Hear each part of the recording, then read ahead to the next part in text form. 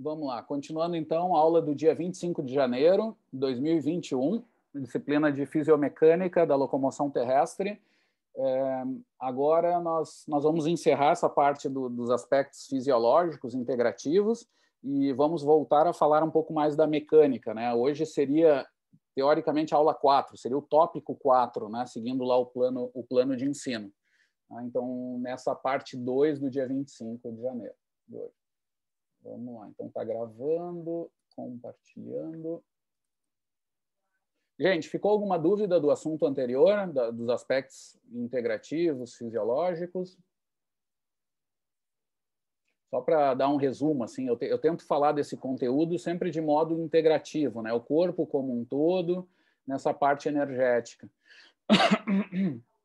Claro que é um mundo de coisas depois para se entender mecanisticamente, né? Aí entra na fisiologia mais tradicional. Mas acho importante entender esses aspectos gerais porque tem muita relação com desempenho, né? E ali há mecanismos também relacionados. A dica que eu dou é essa, geralmente serve para os fisiologistas, né? Porque quando a gente fala disso, ele quase que alguns nem se atentam, porque muitas vezes estão estudando, sei lá, a rebimboca da parafuseta. Mas tem que lembrar que, do ponto de vista integrativo, também há mecanismos e também há determinantes, né? E elas, por um lado, são extremamente importantes, porque refletem sobre o corpo todo, sobre as respostas do meu organismo, de modo geral, que é muitas vezes o que tem a ver com a minha aula, né? Com a decisão de parar ou não, com essa resposta geral. Portanto, é bem importante. Mas vamos lá. Então, esse tópico 4, né? Agora vamos falar de trabalho externo e interno, né? Mecanismos minimizadores. Vamos lá. A gente já falou bastante desses assuntos, eu vou passar um pouco mais rápido sobre os conceitos, né? A gente já fez uma revisão dessas unidades básicas. Eu vou começar aqui mostrando para vocês, isso aí eu captei do professor Ross Miller, um contato que eu tenho no Twitter, é um cara que trabalha com modelos biomecânicos, né, também de marcha, uma série de coisas interessantes, e ele, no tweet dele, ele criticava até o modelo do pêndulo invertido, que é algo que a gente vai mostrar, mas eu adorei as curvas que ele mostrou, eu achei super pedagógico, mas de qualquer jeito eu deixei a autoria ali.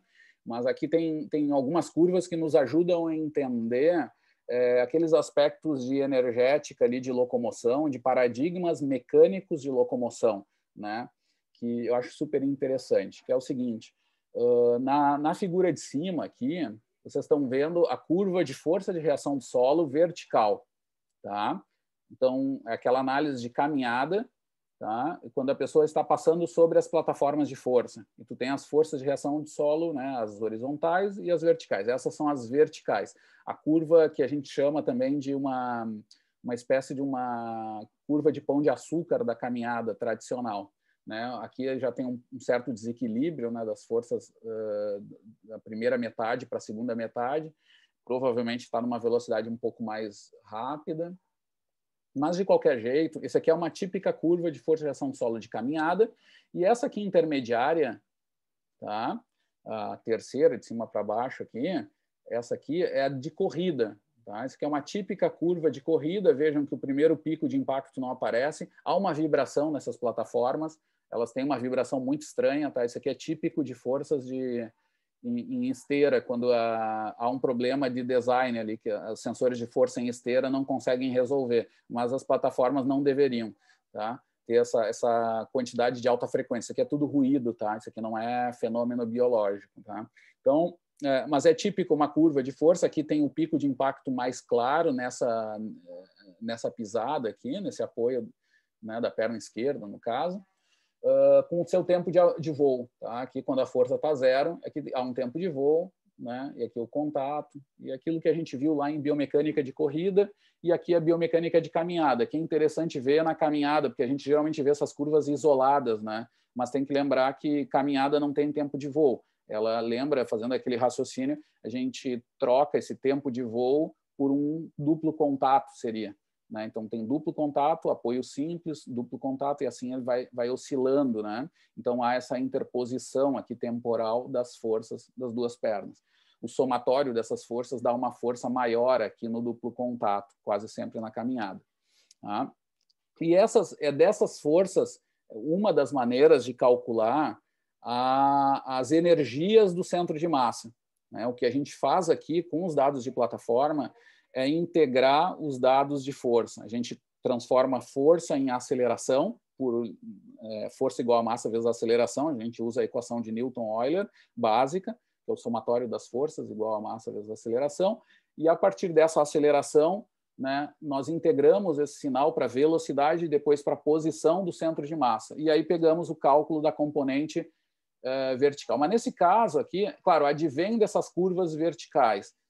Na verdade, as energias todas do centro de massa advêm também das forças anteroposteriores, tá? Não é só das verticais. Mas, de forma pedagógica, fica bom de olhar. Mas, de qualquer jeito, sabendo a posição do centro de massa, sabendo a velocidade, através dessa integração que eu expliquei para vocês agora rapidamente, eu consigo calcular as energias mecânicas que a gente viu nas aulas anteriores já.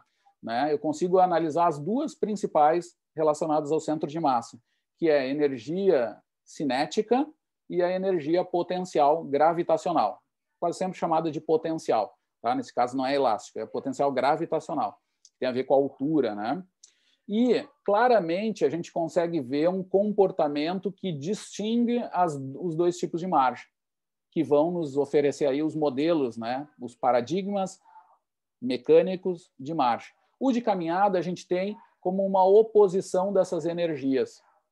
Energia cinética e potencial estão em oposição de fases, como vocês estão vendo aqui, mais ou menos. Aqui tem um pouquinho ruído, mas em geral, é assim que se comportam. Essa oposição de fase, que significa que, olha, a potencial está subindo quando a cinética está descendo, na fase aqui de apoio simples, tá? Nesse período aqui, onde só tem uma perna em apoio, a outra perna está com a força zero. Aqui a gente tem claramente uma troca de energia. Parte dessa energia potencial que aumenta, que significa meu centro de massa se elevando, advém da redução da energia cinética, tal como acontece num pêndulo invertido. Num pêndulo, que aí a gente transformando isso para um pêndulo invertido, teria esse comportamento, onde a nossa perna de apoio seria a base do comprimento desse pêndulo. Tá? Claramente aqui há uma troca de energia, e é o que a gente calcula através do recovery, e vai nos indicar essa minimização de energia na caminhada, vai explicar o porquê que nós gastamos menos energia na velocidade ótima, O custo de transporte lá é menor nessa, porque essa otimização de energias aqui está melhorada, Já na corrida, quando eu começo a correr, gente, eu tenho o comportamento das energias completamente ao contrário. Eu engato a marcha da corrida e vejam o que acontece com as energias. Fora a fase aérea, que há uma troca de energia, mas não tem nada de pendular, é simplesmente porque é uma situação balística, como jogar uma pedra para cima. Na fase aérea, meu corpo só sofre forças da ação gravitacional, Então, ali eu vou diminuindo a energia cinética, meu corpo enquanto sobe, e vou ganhando potencial. E quando chego lá no máximo, eu começo a fazer a troca ao contrário. Isso aqui, mas essa fase aérea não tem nenhum sentido fisiomecânico, energético ao nível muscular, tá?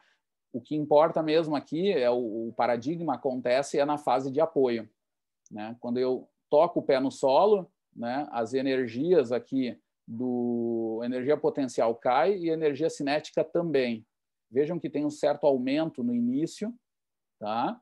Mas isso é por causa da tendência de movimento. Quando eu toco o pé no solo, eu estou acelerando para baixo um instante antes de tocar o pé no solo, meu centro de massa está a 9,81 metros por segundo ao quadrado. Tá? Então, eu estou acelerando para baixo esse instante anterior. Quando eu toquei o pé no solo, eu não consigo frenar exatamente.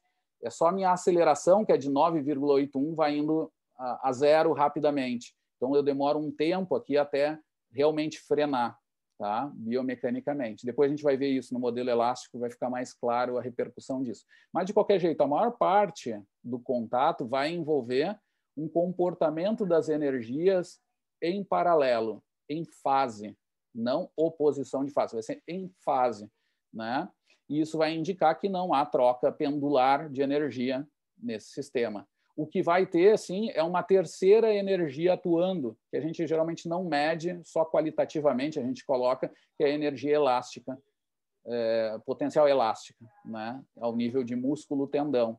Né? Enquanto eu reduzo aqui, quando eu toco o pé no solo, gente, o que acontece com o meu centro de massa? Meu centro de massa está caindo. Ele está caindo antes, tocou o pé no solo, ele cai até a metade do contato. Tá? Eu perco energia potencial, porque meu corpo está caindo até essa metade. Energia cinética também, eu estou frenando até a metade, mais ou menos, do contato. Da metade em diante, eu ganho altura e ganho energia cinética. Tá? Parte dessa energia aqui, dessa produção de energia positiva, que é um trabalho mecânico positivo aqui, essas duas energias aumentando na segunda metade do contato, né? Trabalho positivo aqui. Parte dessa energia que vem daqui, ele advém daquela energia armazenada, elástica. Tá? E a partir daí que eu tenho a minha forma de minimização de energia elástica. Então, minha curva de energia elástica seria uma oposição de fase, seria uma onda aqui, assim, em contato.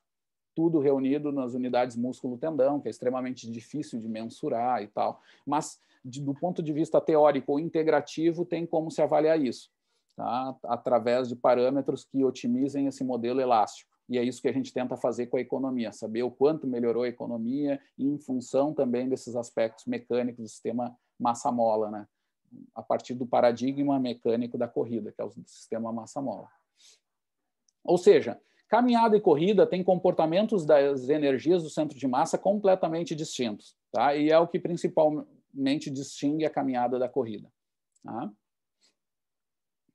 Aqui eu tenho uma outra interpretação dessas energias, desse fluxo de energia que eu tenho em movimento, tá? Proposto pelo Roberts, num artigo de revisão muito bom só sobre a função do tendão, tá? Mas aqui a gente usa, trabalhando com o sistema músculo-esquelético inteiro, né, para entender esse fluxo de energia, sobre o que é o trabalho positivo e o negativo, isso que nos ajuda a entender. Então, aqui, por exemplo, eu tenho a tarefa, a condição A, tá? Uma situação de conservação de energia, que, por exemplo, acontece durante a corrida de distância.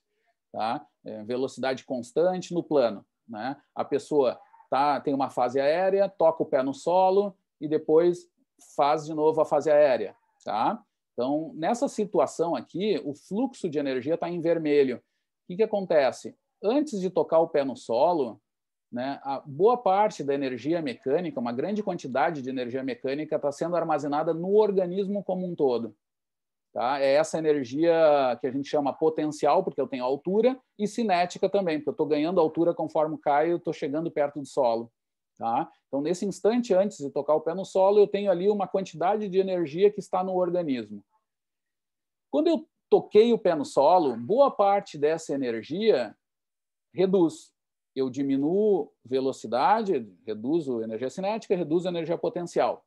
E boa parte dessa energia não se perde para o ambiente em forma de calor, mas se armazena ao nível de tendão. E músculos também, mas principalmente tendão. A gente está cada vez descobrindo mais que os tendões têm maior papel nesse alongando, né? Como se fosse uma funda. Né? Eu alongo, armazeno energia aqui que advém dessa energia do corpo. Tá? Bom, isso aqui no alongamento. Aí, quando eu encurto, que é a segunda metade do contato, onde eu volto a ganhar energia, produzir trabalho positivo, né? Como eu mostrei lá na curva anterior, ela vai para o organismo, através dessas energias. E aqui eu tenho um sistema de conservação de energia. Essa é uma forma de atenuar o gasto energético metabólico para manter a corrida. Esse é o significado da coisa. Então, acontece em corridas, né, em tipos de saltos e até nas caminhadas de alta velocidade. A partir de 5 km por hora para cima, eu sei que tem algo elástico ali também atuando. Tá? Embora não seja o principal mecanismo, seja o pendular, mas também tem algum papel ali. Tá? Bom, e depois eu tenho outras duas situações básicas de movimento. Tem situações de amplificação de potência e atenuação de potência. Amplificação seria usar só essa segunda metade aqui da fase. Né? Então, por exemplo, uma situação de sprint inicial, né? A gente falou isso em aulas anteriores, mas aqui graficamente fica mais fácil de entender. Meus músculos produzem muita energia contraem rapidamente para eu tirar esse corpo da inércia. Os tendões transmitem essa energia, tá? Para onde? Para o ambiente, para o corpo como um todo. E aí eu ganho velocidade, ganho altura, nesse caso aqui. Por exemplo, isso aqui poderia ser um squat jump, né? Um salto agachado. Eu parto de uma flexão e salto para cima. Vou ganhar energia cinética, altura, tá?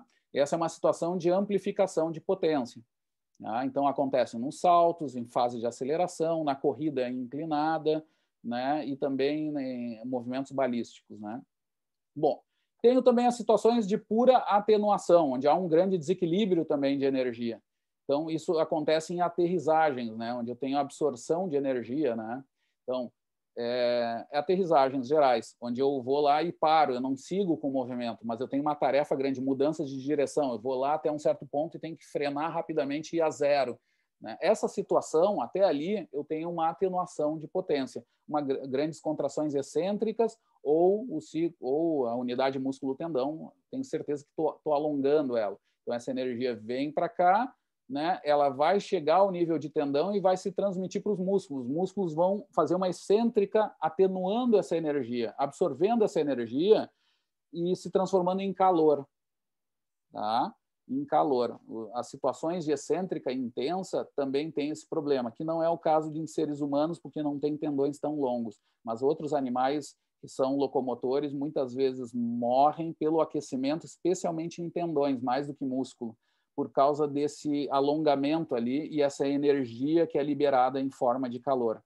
Tá? Cavalos têm esse problema, cavalos de corrida, tá? Eles têm grande problema em função disso, e os músculos funcionam como um sistema de liberação dessa energia. É uma outra função dos músculos também. De certa forma, enviar esse calor para o sistema sanguíneo e fazer a termorregulação.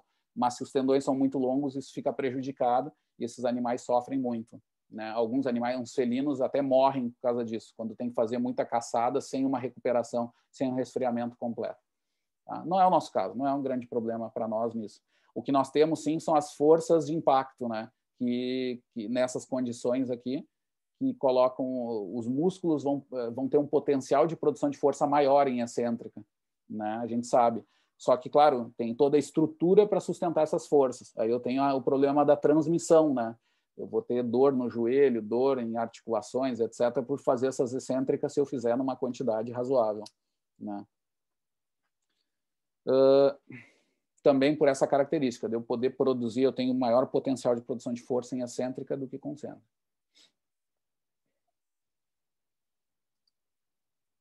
Muito bem.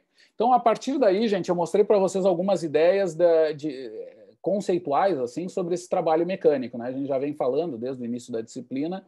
Ele é uma medida unificadora da mecânica de locomoção, né? Desde os anos 30 recebeu muita atenção por grandes fisiologistas, né? Pelo FEM e também pela escola americana com Elftman e pesquisadores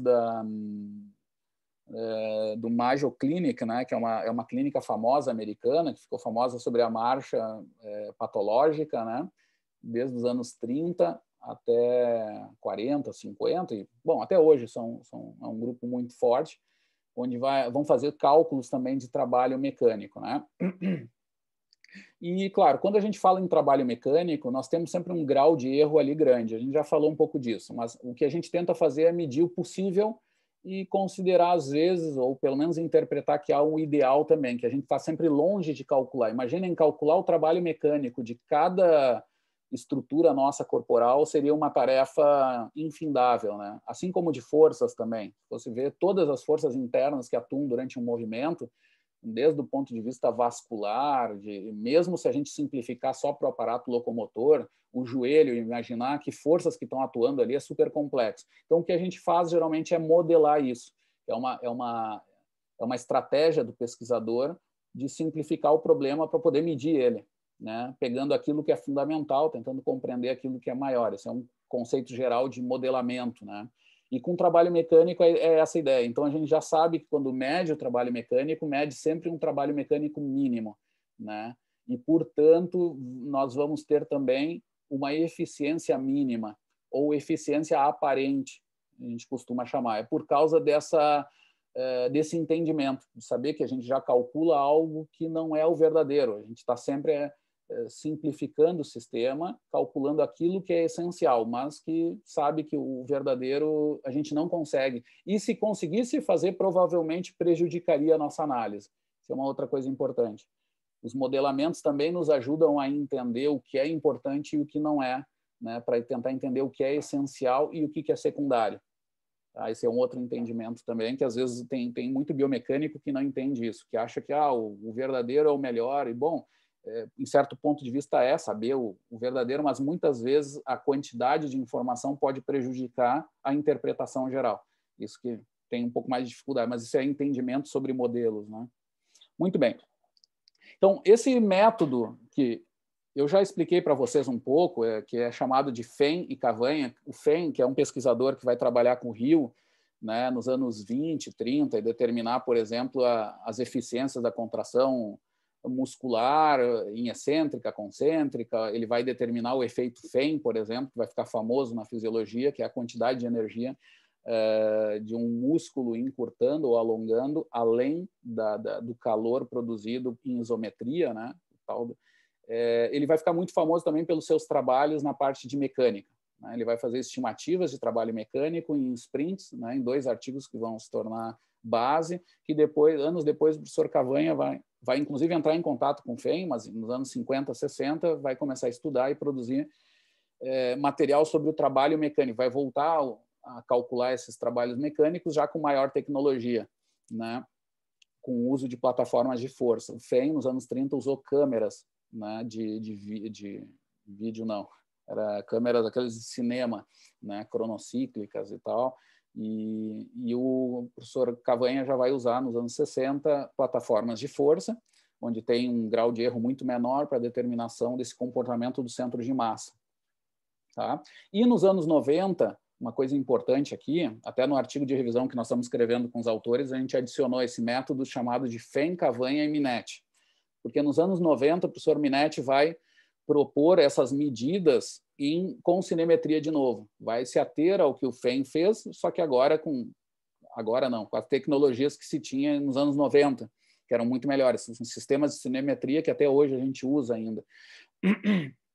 E vai propor um método de cálculo usando isso e fazendo algumas melhorias em relação ao que o Fehn fez. Por exemplo, o Fehn calculou as variações de energia em relação às articulações principais, em relação ao ombro e ao quadril. O Minetti já vai transformar isso para centro de massa e vai ter um ajuste melhor dessas determinações de trabalho mecânico. Além dos graus de erro, das medidas, mesmo de cinemetria, né? Que naquela época não se tinha os filtros, por exemplo, eram tudo manual, os cálculos com o Fehn. Tem toda uma história assim, que o professor Cavanha e Minetti me explicaram, assim, que para vocês terem uma ideia, uma coisa muito legal da história da ciência, assim, que quando eu entrei no laboratório do professor Cavanha, na primeira semana eu comecei a notar que tinha foto de colegas e tal, e numa delas tinha do professor Fehn, inclusive com o professor Hill, né? Que eu disse, não é possível que o senhor conhece. Ele, sim, o professor Fehn era muito amigo do Margaria, o Margaria chegou a estudar com o Fehn, então tinha um contato, e na porta do laboratório do professor Cavanha tinha um cartão postal do professor Fehn para o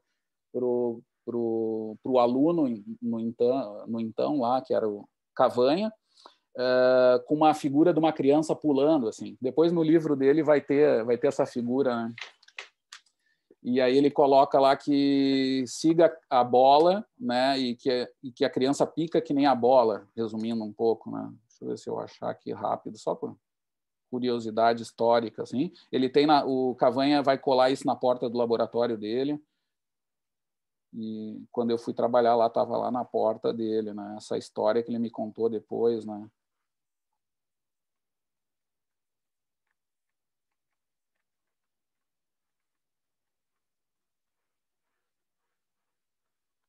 Não achei. Nossa, tá. E aí, bom, então, o que acontece, pessoal? O Minetti vai propor isso e, a partir daí, gente, o que vai surgir desse método, né? Vão se identificar os paradigmas mecânicos, né? Ou 2 mecanismos fundamentais de minimização do gasto energético, ou seja, para a caminhada, o pêndulo invertido, e para a corrida, sabendo que também tem na caminhada, mas principalmente o paradigma paradigma principal de minimização de energia na corrida, um sistema elástico, tá? O sistema massa-mola. Tá? A partir daí, esse método permite uma avaliação de eficiência muscular. Hoje já se sabe que tem seus problemas, porque quase sempre a gente calcula um trabalho que é também do tendão, né? Não é só muscular, tá? Mas em algumas situações a gente pode considerar isso, por exemplo, em inclinações, né? Esse método permite estudar as determinantes da frequência de passada ótima na corrida, o professor Cavanha faz isso, na caminhada também, e efeitos de tamanho, que é um problema da biologia geral. E daí que vem a colaboração com o professor Taylor em Harvard, que dali vão sair os trabalhos com Haglund, com o professor Cram, por exemplo, e toda essa linha de pesquisas de Harvard, desse laboratório famoso também da locomoção, lá dos anos 70, que vai ficar famoso até hoje, com o Weyand, por exemplo. O modelo do Weyand que eu mostrei para vocês é de um aluno que estudou com Taylor, assim como o Cram, que agora o Edson colabora também. Vem toda dessa escola, Bioener, e uma escola muito forte. São o primeiro grupo que determina forças ao nível muscular, usando sonomicrômetros. É um grupo muito avançado assim, sobre locomoção geral, vários aspectos interessantes aí da fisiologia. Muito bem. E uma das questões básicas que o Taylor vai fazer é tentar entender uma questão muito básica da locomoção animal, que é por que elefantes gastam muito menos energia do que ratos, e isso tem um padrão alométrico em função do tamanho, claramente. Quanto maior, mais econômico é. Existem várias teorias sobre isso, mas dinamicamente o Taylor vai primeiro calcular o trabalho mecânico nessa variação, junto com o próprio professor Cavanha e o Haglund, que é o estudante dos dois lá. Eles vão estudar isso nos anos 70 e 80 e vão verificar que o trabalho mecânico não é o principal fator explicativo disso. O trabalho mecânico geral dos animais segue um certo padrão de efeito de tamanho. Então, não obedece essa razão que eu expliquei para vocês. Por exemplo, o elefante gasta em repouso, metabolismo basal, e em movimento, em torno de 10 vezes menos por grama ou por quilograma, né, carregado, do que um animal do tamanho de um rato. Tá? Então, eu queria entender essa economia gigante que há na natureza. Vamos ver que o trabalho mecânico não é a melhor opção, e a partir delas vão tentar entender a teoria lá do custo de geração de força, né, que é uma teoria proposta pelo Cram e Taylor em 1990, num artigo famoso da área de locomoção, que vai trazer essa proposição. Mas ela se baseia nesse entendimento do trabalho também. Então, ele tem essa função de entender bem a locomoção, esse modelo, embora não seja o principal responsável nesse caso. Aqui não tem, o vídeo já nem funciona mais, de tão velho, mas tinha um vídeo nosso, isso aqui é da época dos atletas do Léo, do meu mestrado, Léo. Tinha lá, mas nem aparece, é um dos... coisa bem nova. Mas, assim, então, o que é essa relação só do ideal versus possível, né? Que já falamos, né? Então, eu vou mostrar para vocês agora, resumindo, um pouco do teorema de Koenig, né? Que explica a forma de cálculo do trabalho mecânico através do método de Fein, Cavanha e Minetti, tá? Resumindo um pouco. Então, como eu falei para vocês, Fein usa o método cinematográfico, né? Calcula ângulos, posições lineares. Imaginem, nos anos 30, isso, nos artigos de 30, a facilidade que devia ser para fazer tudo isso. Eles consideram a energia potencial, tem algumas coisas, né? Bom, e esse teorema de Koenig ele vai se basear em sistemas multiarticulados, tá? Que vai ser extremamente útil em engenharia, em sistemas automotivos e industriais, tá? Onde vai ter um cálculo da energia cinética do sistema, dividindo essa energia cinética em dois compartimentos. Então, ele vai afirmar que a energia cinética de um sistema multiarticulado vai ser dividida em duas partes. A primeira vai ser advinda de mudanças de velocidade dos segmentos em relação ao centro de massa, né? Isso aqui vai dar uma ideia de referência local, e nós vamos chamar isso de trabalho interno, tá?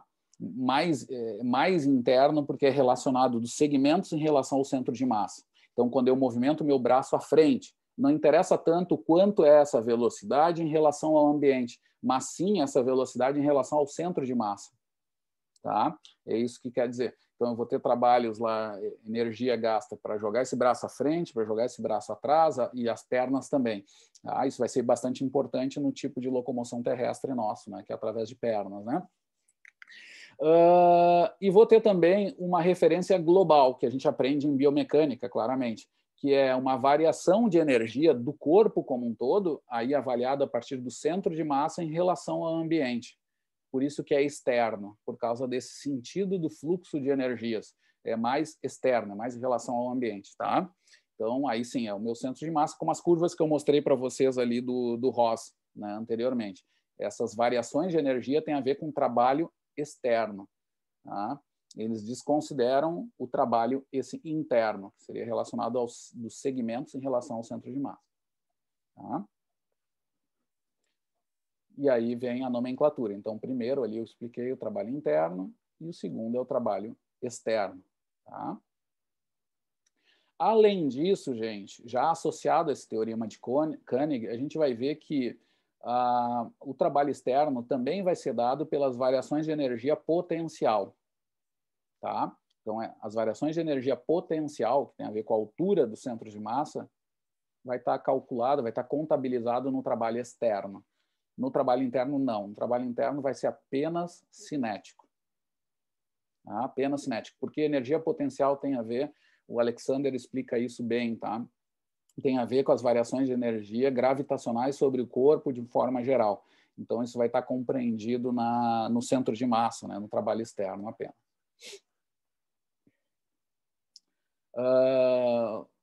Muito bem. As duas formas de se calcular, então, com plataformas de força, onde eu tenho o trabalho externo, e cinemetria, que eu posso calcular o trabalho externo e interno. Tem essa vantagem com a cinemetria. Embora a determinação do trabalho externo seja melhor com a plataforma de força, né, onde tem menos erros, menos fontes de erro, de ruído, etc. Né? Bom, coletando os dados com plataforma de força, eu vou ter os somatórios das forças, aquelas forças que eu mostrei, por exemplo, a vertical lá, que é a curva do Pão de Açúcar, por exemplo, para a caminhada, a antero-posterior e médio-lateral, né, onde a partir dela eu vou calcular a aceleração vertical do centro de massa, a partir desse somatório de forças. Tá? Então, vou isolar a aceleração vertical, vou colocar a massa dividindo lá para o outro lado. O somatório de forças vertical, no caso, vai ser força-peso somado à força de reação do solo, são as duas forças atuando, e a partir daí eu vou saber a aceleração vertical do meu corpo instante a instante. E a partir daí calculo a velocidade integrando o sinal, tá? Numericamente e somando uma constante. No caso da aceleração das forças antero-posteriores, a mais simples da gente entender, a constante é a velocidade de marcha mesmo. Tá? Se a gente integrar isso sem colocar essa constante de velocidade de marcha, isso aqui vai dar zero, vai dar a mesma quantidade de velocidades positivas, vão ser negativas em velocidade constante. Então, a gente adiciona a velocidade média de marcha aqui. Tá? E depois eu tenho ainda a determinação do deslocamento vertical. Além da velocidade nas três componentes, eu vou calcular o deslocamento vertical do centro de massa. Vai ser importante por causa que, a partir dessa posição vertical, eu vou saber a energia potencial. Tá? E a altura, né? É dependente da altura. Então, é daqui que é esse valor que eu vou jogar lá na equação de energia potencial para saber isso. Aqui eu tenho a cara das curvas, tá? A curva de aceleração vertical da corrida, a aceleração ela é a mesma cara da força de reação do solo, tá? Só que aqui está cortado o início dela. O início dela está cortado, porque está num ponto de equilíbrio zero aqui. Isso aqui eu mostro no quadro, que fica mais fácil, mas de qualquer jeito é isso que eu quero dizer para vocês. A curva de força de reação do solo ela tem a mesma cara da aceleração, só que ela é transformada de newtons para metros por segundo ao quadrado. Tá? Então, vai ter a mesma cara, só que o zero dela não vai ser mais no solo, aqui embaixo, né? Quando o cara tira o pé do solo. Né? O zero vai ser a situação de aceleração zero, que tem a ver com esses pontos de equilíbrio aqui da força. Tá? Então, toda a curva ela vai como se deslocasse mais para baixo. Assim, né? E a aceleração gravitacional, para vocês terem uma ideia, não sei se fica mais fácil, mas essa curva de aceleração, que tem a mesma cara de força de reação do solo, que a gente viu lá em biomecânica da corrida, ao invés de ser zero a força aqui, vejam, quando o pé não tem pé em contato, né, está em fase aérea da corrida, os valores são negativos, são abaixo de zero. A linha de zero está aqui, e aqui está a aceleração vertical do corpo em fase aérea. E ela é igual a quanto? Essa aceleração é igual a menos 9,81 metros por segundo ao quadrado. Tá? Então fecha com a biomecânica básica, né? Quando o corpo está no ar, está sofrendo, está sobre uma aceleração negativa de menos 9,81, que é a única força que está atuando nesse corpo. É a gravitacional, né? Negligenciando resistência do ar e coisa assim. Bom, integrando esse sinal de aceleração, eu tenho a velocidade vertical do centro de massa e tenho o deslocamento vertical, que eu falava para vocês. O deslocamento é isso aqui. O corpo baixa a altura, cai, né, e depois sobe da metade do contato em diante. Sobe essa posição. Tá? Esses valores de velocidade e deslocamento, ponto a ponto, vão ser usados para calcular lá as energias, né? Energia cinética é mv ao quadrado dividido por 2. Então, está aqui o V, né? E energia potencial é mgh, altura, que seria SV, aqui, deslocamento vertical. Bom, quando eu calculo com plataforma de força, eu não tenho a determinação direta de trabalho interno. Eu tenho que estimar, tá? E o professor Minetti propõe essas equações aqui, né? Que é baseado em frequência de passada, velocidade horizontal e duty factor. São as 3 determinantes do trabalho interno. Então, tem como estimar elas, né, quando não se tem a possibilidade de se medir isso, quando não tem câmeras. Né? Porque quando eu tenho plataforma de força, eu não tenho como medir os centros de massa segmentares. Então, eu não consigo calcular a velocidade dos segmentos em relação ao centro de massa. Eu tenho só o dado do centro de massa. Eu só consigo calcular o trabalho externo. Bom, quando eu calculo com cinemetria, aí o método é diferente, né? Eu uso o método da cinemetria e aí vem as fontes de erro, especialmente por causa dos parâmetros inerciais, que é o mesmo problema da dinâmica inversa, onde a maior origem de erro é por causa dessa variação. A gente usa dados de massa, posição de centros de massa segmentar e raios de geração, que tem a ver com o design do segmento lá em torno do centro de massa, ou a sua capacidade, sua tendência de giro, né, seria o sentido mais físico mais correto, que varia de pessoa a pessoa, e a gente usa dados básicos médios, né, que induzem a erro, trazem muito erro. Tá? Hoje os métodos estão melhorando mais porque estão mais próximos, mas aquelas tabelas mais antigas têm essa origem de erro aí toda. Tá? Além disso, eu tenho que calcular ângulos dos segmentos, porque além das energias cinética linear, que é mv ao quadrado dividido por 2, eu também tenho a energia cinética rotacional dos segmentos. Agora, diferente do centro de massa, que é só um ponto, então não tem rotação, segmentos têm rotações também, né, em torno desse centro de massa. Então, eu também vou calcular as energias rotacionais. Tá? Que é um pouquinho mais complicado, é momento de inércia vezes velocidade angular ao quadrado dividido por 2. Mas é sempre esse sentido, a velocidade angular, a variação da velocidade angular vai influenciar sobre a energia cinética. Tá? Tem sempre um sentido aí de velocidade. Né? Aí as equações estão aqui, né? Energia potencial do trabalho externo, só do centro de massa, né? Em relação ao ambiente, é mgh ou mgsv. Tá? Isso aqui vem da tradição do professor Cavanha, que significa no italiano espostamento S, tá? Por isso esse termo ali que ele usa na literatura. As energias cinéticas, né? Que a gente vai calcular, que é mv ao quadrado dividido por 2, tá? Aqui colocado como vezes 0,5. A energia cinética vai ser somada as três componentes. Tá? E a energia do centro de massa vai ser somada com a energia cinética total, aquela calculada anterior, com a energia potencial. E o trabalho externo vão ser o somatório dos incrementos positivos da curva de energia. Esse é a traquitana lá que a gente coloca na rotina para calcular trabalho externo. O trabalho interno tem a ver só com energia cinética, só velocidade, mas de 2 tipos, energia cinética linear e rotacional, de todos os segmentos em relação ao centro de massa. Tá? Então, aqui eu tenho a energia cinética linear, tá? Que é mv ao quadrado dividido por 2, só que aqui é de cada segmento. Tá? Isso aqui quer dizer velocidade do centro de massa segmentar de dado segmento, tá? Em relação ao centro de massa de cada segmento, I, é um termo genérico que a gente diz para dizer que é de cada segmento lá.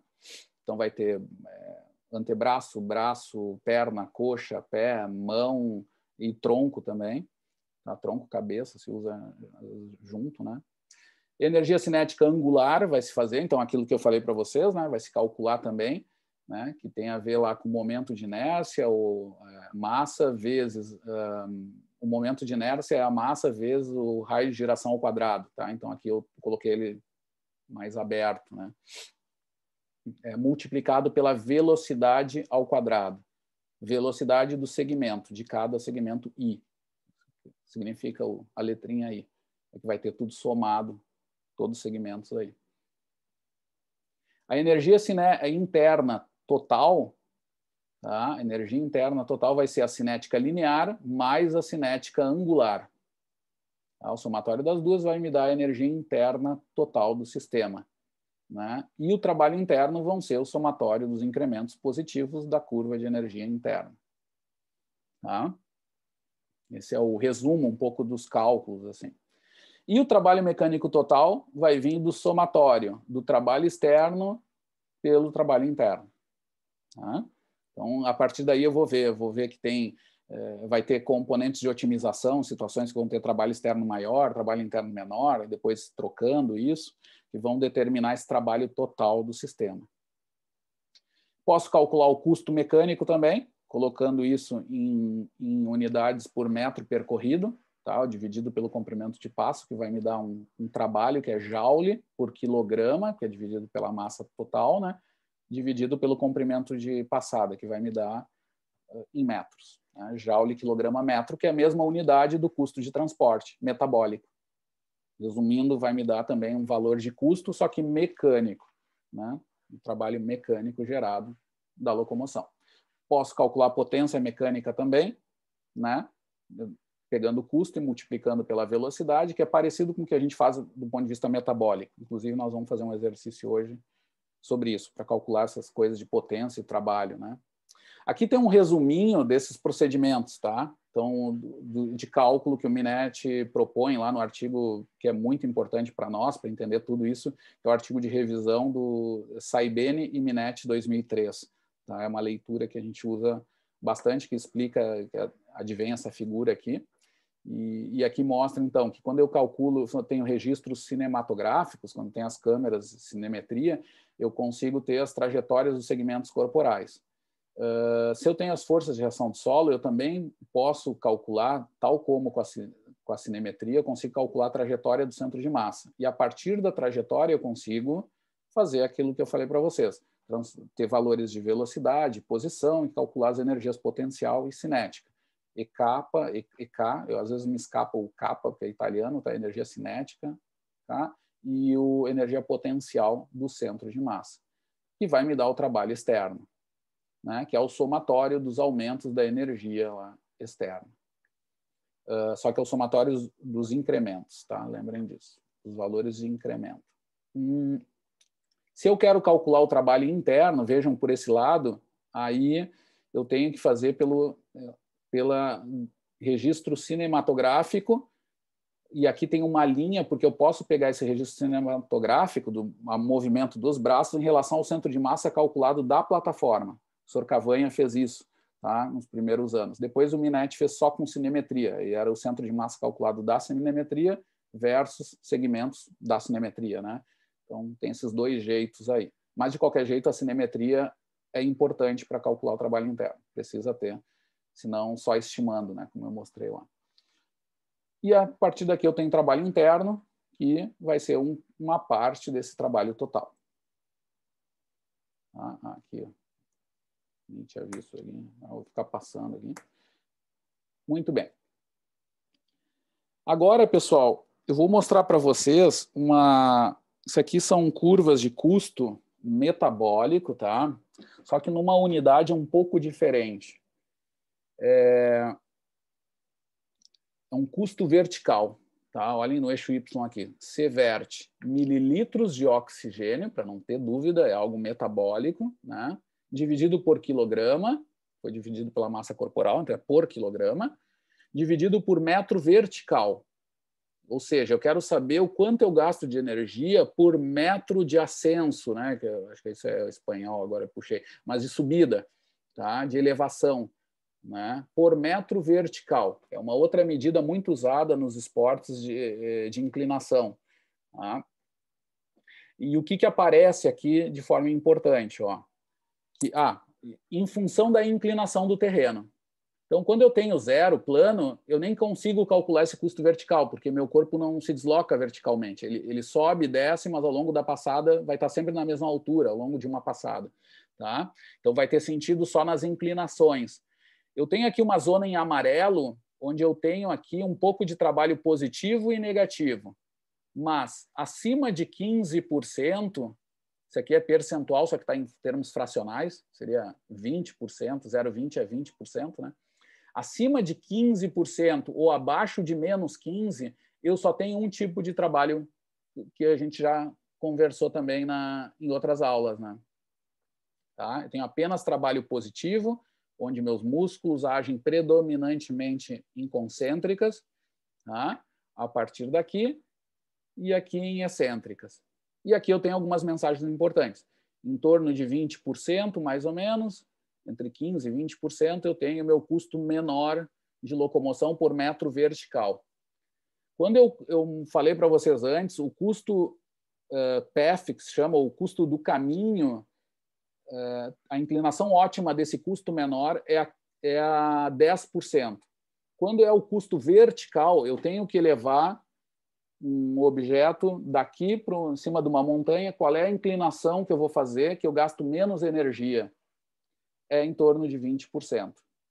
Na corrida, isso aqui não está bem claro, tá? Mas na caminhada, sim. Na corrida é perto dos 20% também.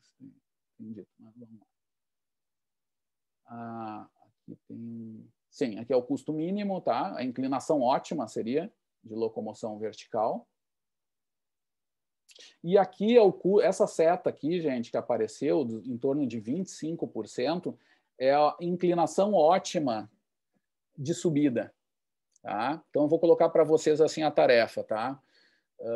Ô, Léo, me ajuda aí, me diz uma prova que seja muito inclinada, aquela de Santa Catarina, que vai até uma igrejinha lá louca, mais ferrada que tem, que é só subida.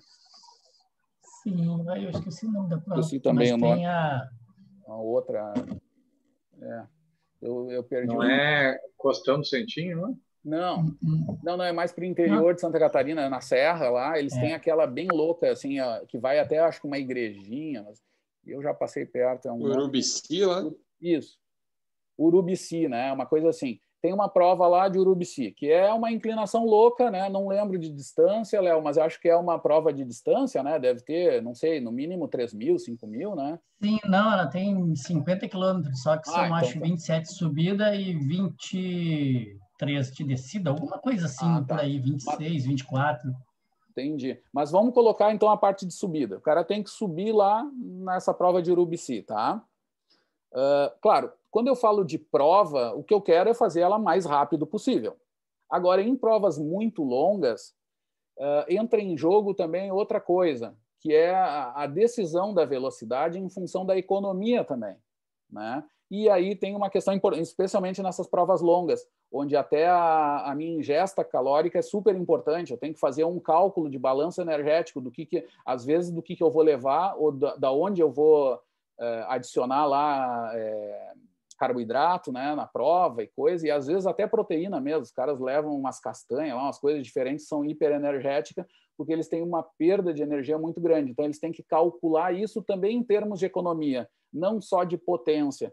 Aí entra de novo aquela relação que eu falei, não é só o limiar, vou andar sempre no segundo limiar. Não, muitas vezes eles vão andar mais próximos do primeiro limiar, onde eles são mais econômicos.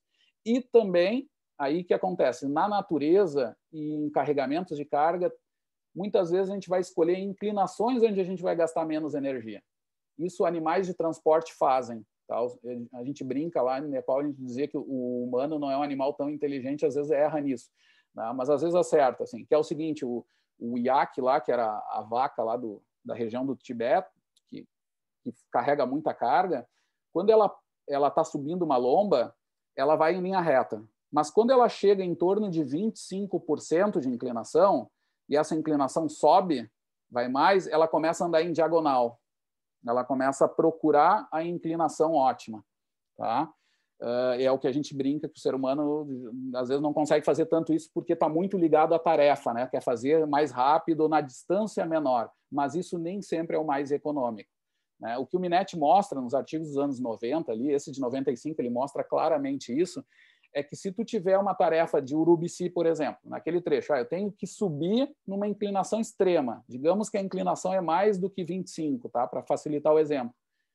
O que ele diz é que se eu quero ir daqui até aquele ponto, até lá a igreja, e quero gastar menos energia, a decisão é não ir em linha reta, é ir em diagonal. Ah, professor, mas eu vou andar mais, vou gastar mais energia. Não, tu não vai gastar mais, tu vai gastar menos, porque a inclinação ótima é essa, é 25%. Claro, tu vai andar um pouco mais, né? Mas vai gastar menos energia para a tarefa de te elevar até aquele ponto. Então, onde é importante isso da economia, uma estratégia boa. Os nepaleses usam isso e animais de transporte usam. Tá? É em torno de 25. Diga lá. Não, eu acho que era a Uphill, não é? Que ela é na Serra do Rio do Rastro. Tem essa mais louca ainda, né? Que é aquela lá, não. Isso. Não, é essa aí, e o pessoal, inclusive, usa essa técnica aí de correr em zigue-zague para tentar gastar um pouquinho menos. Entendi. Eu peguei dados do Kilian Jornet, né, que é um grande montanhista, assim, um corredor de montanha, um campeão do mundo, né, nessas provas, e a gente pegou essas estratégias. E é engraçado que quando ele fala isso que são horas de prova também, né, ele diz isso, que ele vai em ritmo de economia, ele vai buscar aquelas inclinações e aquelas velocidades, passa horas caminhando num ritmo mais lento, digamos. E depois, em outras estratégias, ele vai um pouco mais ligeiro, ele usa mais a potência, usa mais a questão do limiar e perde um pouco em economia. Então, ele vai jogando com essas estratégias, assim, em longa distância. Agora, eu não sabia que aqui já se fazia isso também, Léo. Tu vê que eu não acompanho tanto, mas a gente vai descobrindo, isso é legal. Uma outra coisa que o Minetti coloca, que parece ter evidência, mas muito fraco, mas a gente acredita que seja forte, que é o seguinte: corredores mais treinados em inclinação, às vezes encontram esses pontos ótimos em pontos mais inclinados. Ou seja, parece que esse número não é tão mágico assim, 25%. Ele foi medido, primeiramente, em pessoas mais sedentárias. E em cara mais treinado foi observado que essas inclinações fossem um pouco maior, porque isso é bom, né? Porque se a inclinação é 30 ao invés de 25, significa que até 30 tu pode ir em linha reta, tu não precisa fazer esse diagonal. Então, é possível que tenha uma adaptação disso, mas não se sabe bem. É uma das coisas que eu tinha interesse de saber um pouco. Dá para colocar para vocês.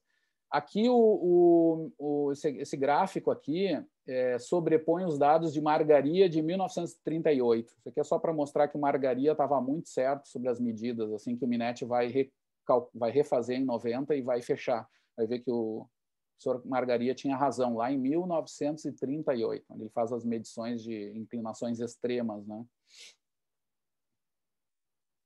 E esses custos vão ter relação com eficiências do trabalho positivo e do trabalho negativo, tá? Conforme eu falei para vocês, vão ter relação com as eficiências da contração do músculo isolado, né? Eficiência muscular, né? Que significa dizer que aqui a eficiência muscular é muito importante nessas situações, né? Legal. Vocês estão ouvindo?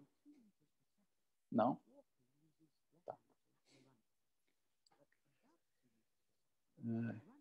Vou tirar um pouquinho, senão... é um vídeo isso aqui é de um vídeo de um DVD do professor Alexander, tá? Esse professor Alexander é um cara muito importante para a área de locomoção e ele foi um grande divulgador. Foi Sir lá na Inglaterra, uma figura assim, né, da área de locomoção. E tem dos artigos mais citados em toda a história da biomecânica, né, nessa área aí. o vídeo é dele e ele fez esses DVD e ficou com a voz ali da pessoa explicando, né? Mas, de qualquer jeito, eu vou explicar agora para vocês uma coisa que eu acho que já ficou clara. Deixa eu ver até aqui. 11h20 já, nós vamos ter que ir encerrando. Mas eu já vou começar a mostrar essa parte, que é só para reter um pouco do que a gente já viu. Aqui a gente tem, de novo, curvas de energia, de caminhada e corrida. Aqui, energia cinética forward, né? Energia antero-posterior. Seria a principal energia cinética que a gente tem em caminhada e corrida. Que a vertical é muito pequena e muitas vezes a vertical é somada à energia potencial, como está aqui. Tá? E aqui é principalmente energia potencial, somada à cinética vertical, mas que é muito pequena, é quase que irrelevante. Tá? Isso aqui principalmente energia potencial. E aqui a gente vê claramente uma curva mais moderna, assim, de caminhada e corrida. Vejam a diferença. Oposição de fase das energias, que quando somadas as duas, ponto a ponto, quando elas são somadas ponto a ponto, elas se suavizam. A energia total externa, ou do centro de massa, aqui é centro de gravidade seria, tá? A abreviatura, vejam que é como se fosse suavizada as variações. Tem variações, mas relativamente pequenas. Por quê? Porque aqui tu tem as trocas de energia acontecendo. Tem uma forma de otimização como um sistema pendular. Tá? Onde a energia total vai ser suavizada através dessa forma de troca de energia. Enquanto que na corrida, não. Na corrida, o somatório das duas curvas vão potencializar a variação de energia. Elas estão em fase, né? Então, quando somadas, vão dar uma grande variação de energia. Mas temos que lembrar que toda essa variação de energia aqui vai estar ligada a uma troca de energia elástica que não é colocada aqui no modelo, mas que estaria em oposição de fase aqui. Seria do sistema elástico. Tá?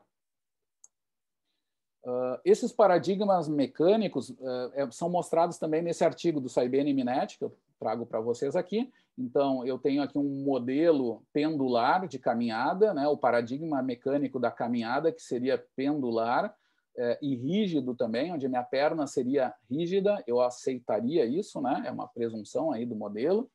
E aqui um modelo, aqui o sistema da corrida, né? Modelo mecânico elástico, onde essa minha perna ela não seria rígida, seria complacente, né? E a partir daí seria um sistema de um pogobol, né? Nessa deformação eu armazenaria energia e reutilizaria durante o contato, como um sistema elástico. Tá? Na verdade, a unidade músculo-tendão faz o contrário, né? Aqui na primeira fase, na primeira metade, ele não é que se comprime, ele se alonga, né? As unidades músculo-tendão alongam, fazem excêntrica e depois, na segunda metade, fazem uma concêntrica. Elas encurtam de forma geral e usam a energia elástica e dessas propriedades viscoelásticas desses tecidos. E as trocas de energia estão aqui simplificadas. Uma energia vertical, ou principalmente potencial, trocada com uma energia horizontal, principalmente cinética. Tá? Enquanto que na corrida, trote, hopping, saltos, eu teria as duas energias trocando com energia elástica. Essa seria a forma de minimização de energia, de atenuação de energia, segundo esses paradigmas mecânicos. Né? Então, era um videozinho mostrando diferentes possibilidades de trocas de energia, né? Eu achei na internet, uma curiosidade para a gente ver.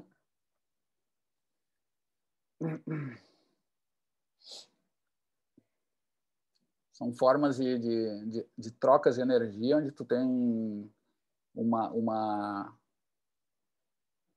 manutenção da energia total do sistema, mas se transformando em energias elásticas, em movimento e tal. Mas eu achei que era melhor esse vídeo. Tudo bem. Claro que todo o sistema não é perfeito, né, no mundo biológico, então a gente vai ter perdas disso, e é isso que a gente vai tentar, o que o professor Cavan e Minetti viram com muito correteza, assim, que o quanto esses sistemas estão distantes de um sistema perfeito nos ajuda a entender o quanto nós gastamos de energia. Tá? Então, seria um pouco essa ideia. Por exemplo, se eu tivesse um pêndulo, já se tentou fazer, o pessoal da robótica, o professor Andy Rina, por exemplo, é muito conhecido por causa das tentativas dele. Ele se apreende desses modelos do professor Cavanha e construiu sistemas biarticulados lá de perna, fazendo a troca de energia por via pendular, né? E ele viu que isso funciona quando tu bota uma certa inclinação, né? Quando tu começa a dar uma energia inicial no sistema, essas trocas são boas, né? Quando elas estão em plano, essa troca de energia perde rápido e o sistema começa a parar depois de alguns passos. Ou seja, tu precisa jogar energia nesse sistema sempre, né? O teu pêndulo não é perfeito nessa condição. Aí tu precisa jogar energia, que é a energia metabólica, no sistema para manter ele equilibrado. Tá? Essa é uma forma de raciocinar essa energética que é bem importante. Bom, paro por aqui, pessoal. Cheguem.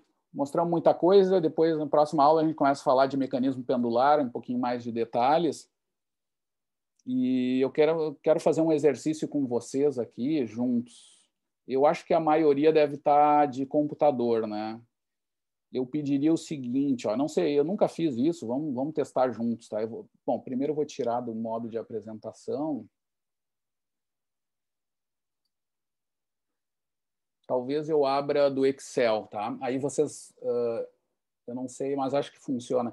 Eu ia pedir para vocês o seguinte, que vocês abram uma janela de Excel, tá? Um arquivo de Excel aberto, abram um arquivo zerado, né, em branco, de Excel, e vamos fazer um exercício, tá?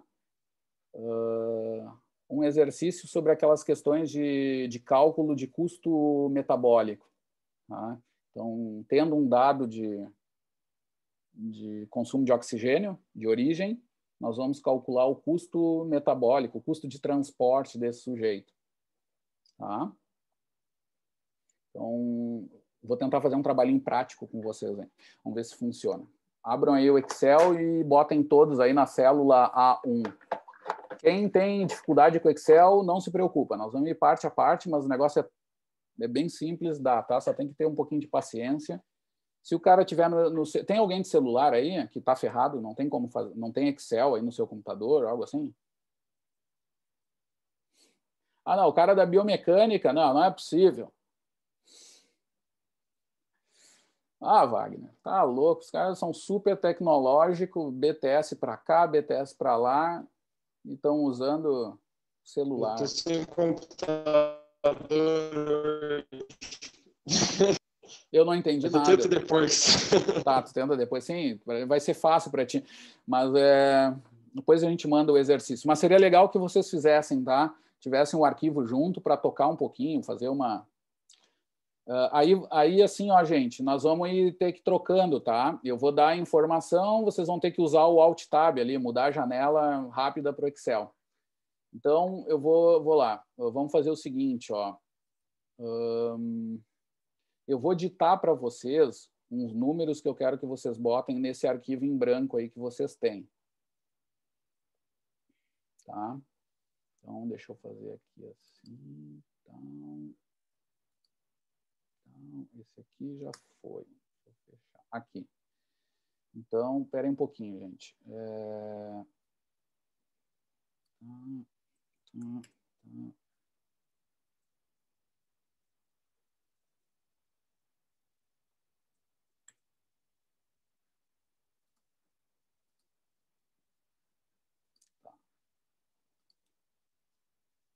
Bom, pessoal, assim, ó, na célula A1, tá? Lembrem, isso aqui é jogo Batalha Naval, né?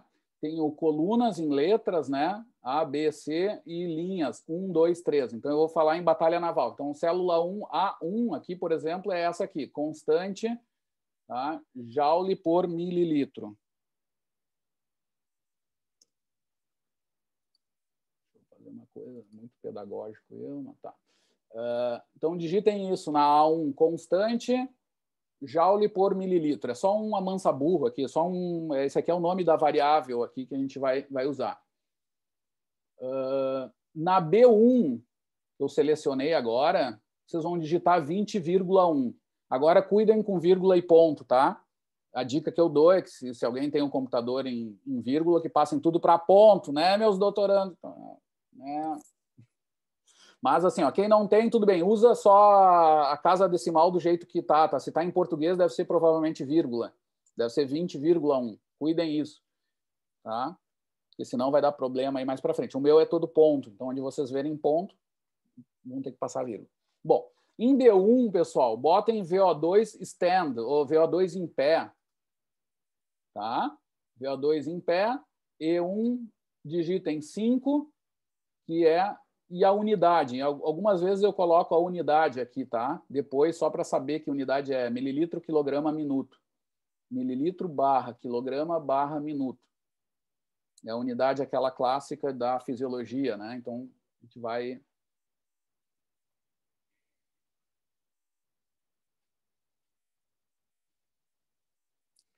Fizeram isso? Espera aí, gente. Eu acho que tem coisa aqui que eu tô... Ah, não. Ah, não, gente. Era isso aqui. Ah, vocês já devem... Era mais fácil eu copiar para vocês, né? Não, assim é muito fácil a coisa. Tá. Vamos começar daqui, gente. Velocidade. Agora sim, ó, em A3, digitem aí velocidade, metros por segundo, né? E watts por quilograma. Agora, isso aqui eu vou aumentar o tamanho da letra, ver se ajuda. Eu quero que vocês digitem tudo isso aí, mas só acertem as células direitinho, tá? Porque sempre tem um aluno que quer botar na linha 4 ao invés da 3. Tentem deixar tudo na mesma, que vai facilitar. Então, A3, velocidade.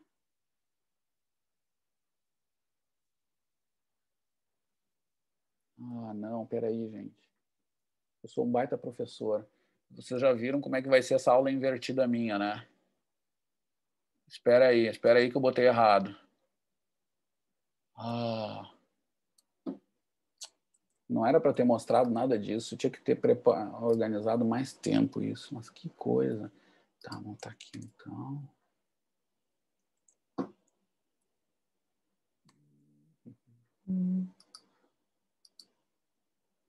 Ah, agora sim.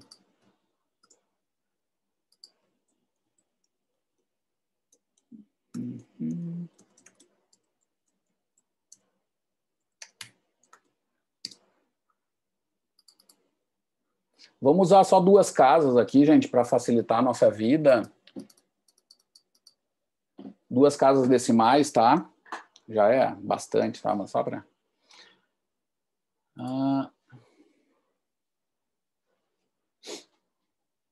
Agora sim, gente, dá para anotar aí todas essas coisinhas. Desculpa, tá? Se alguém anotou antes, outras. Querem que eu vá ditando? Não.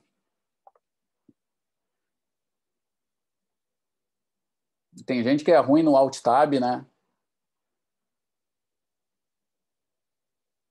Eu vou editando as velocidades, por exemplo. As velocidades começam ali, A3 é velo, né? Metros por segundo. Aí a célula A4 vai 0,5, A5 é 0,8, A6 é 1,15, A7 é 1,4, A8 é 1,7 e A9 é 1,95. Aí na coluna B, que é o do consumo de oxigênio, VO2, em B4 é 9,48, B5 9,63, B6 10,97, B7 13,36, B8 16,64 e B9 23,51.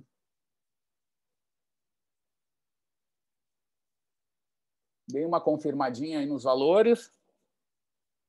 Confirmem só que em E1 tem um valor 5 ali digitado só. Em E1, né? E B1 tem que estar um 20,1. Isso vai ser importante para fazer as equações. Então, eu vou calcular com vocês aqui, vou dar um exemplo, tá? De como... Isso aqui é um dado tradicional de que vem lá de uma coleta nossa. Tá? Isso aqui é uma caminhada de criança de 11 a 12 anos, tá? Em várias velocidades. Consumo de oxigênio em testes de 5, 6 minutos de caminhada.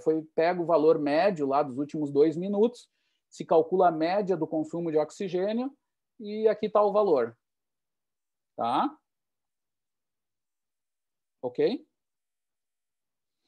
Essa é a coleta. Agora eu quero saber qual é o custo de transporte dessas condições, nessas velocidades. Tá? Vai ter um valor para cada velocidade ali. Eu vou fazer o cálculo passo a passo. Eu nem sempre faço do mesmo jeito, mas o sentido é sempre esse. que acontece? Para eu trabalhar com o custo, gente, eu tenho que passar o tempo para segundos, tá? Esse é parte do problema, tá? Para segundos. Só que antes disso, eu vou subtrair, primeiro passo aqui, eu vou chamar assim, e daqui a pouco eu vou mudar, né? Tomara que a gente faça uma vez certo, né? Vamos chamar assim, primeiro passo, eu vou botar mais para cima aqui. Tá? Primeiro passo, isso aqui vai ser vou chamar de VO2 líquido, tá? Que é o exercício menos stand, em pé, menos em pé. Tá? Primeiro passo aqui. Muito bem. Em C4, a célula está ali, o que eu vou fazer? Eu vou pegar o valor de exercício, que é esse 9,48, e vou subtrair pelo valor em pé, que foi 5 mililitros. O que é isso, gente? Valor stand ou em pé. É simplesmente fazer o teu aluno lá, a criança, ficar 5 minutos com o analisador de gás em pé parado. Tá? Que é aquele valor que nós vamos subtrair porque a gente considera que não esteja relacionado à tarefa de transportar o corpo à frente, né? Se deslocar. Então, vou lá fazer. Eu vou fazer... A equação vai ser B4, tá? B4 menos... Aqui eu vou fixar essa célula, tá?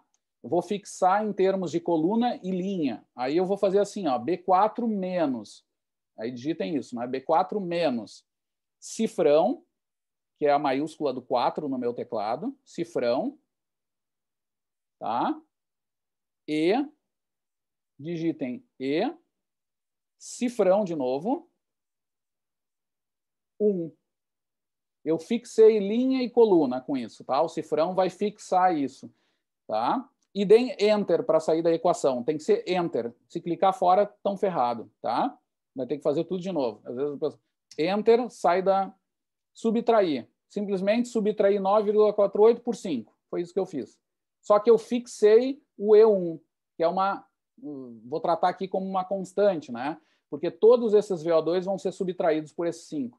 O que eu faço? Fizeram isso, a célula está clicada ali, a C4, voltem para C4. A célula tem que estar ali. Vão aqui na cruzeta, embaixo à direita, e cliquem 2 vezes. Tá? Vou voltar aqui. Selecionou, a célula está em C4, vou na cruzeta embaixo aqui, vejam que tem um cantinho mais, sei lá, maior, mais negritado aqui. É a tal da cruzeta, que no Windows deve vir um pouquinho diferente, e clico 2 vezes. E passei tudo isso, o que eu fiz? Cada valor desse subtraído por um valor fixo de 5.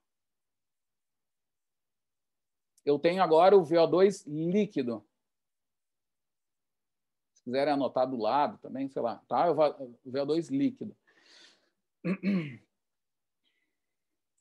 Tá? Bom, o que eu faço então? Agora sim, eu vou fazer o segundo passo aquele, que é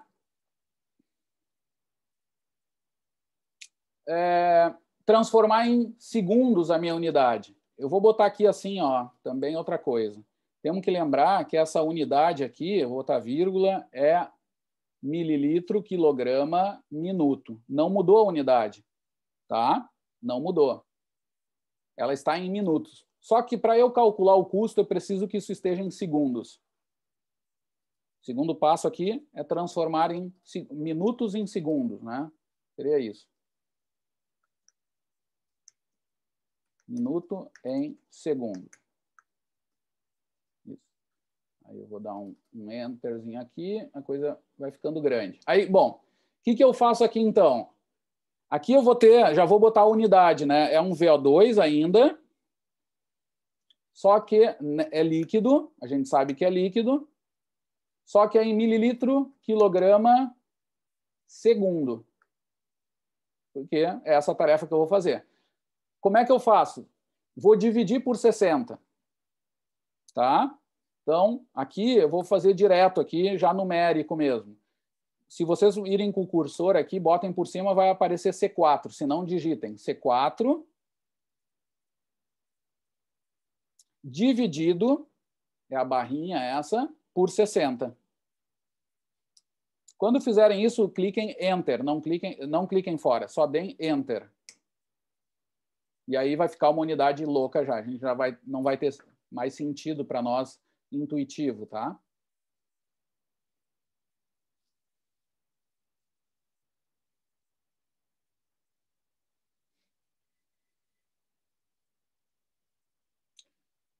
Muito bem.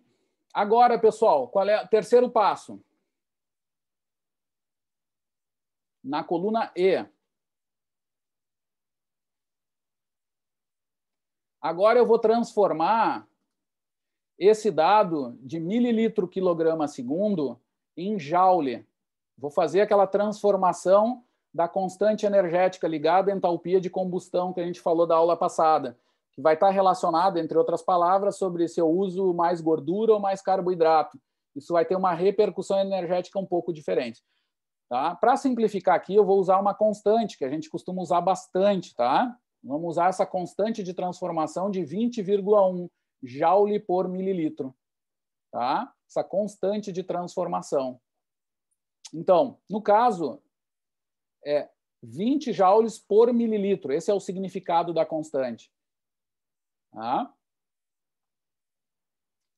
O que eu vou fazer aqui, então?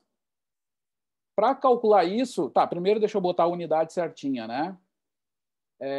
Aqui, gente, eu já posso começar a falar de taxa metabólica. Usando lá metabolic rate, né? Taxa metabólica, que é joule, quilograma, segundo. Ou watts por segundo.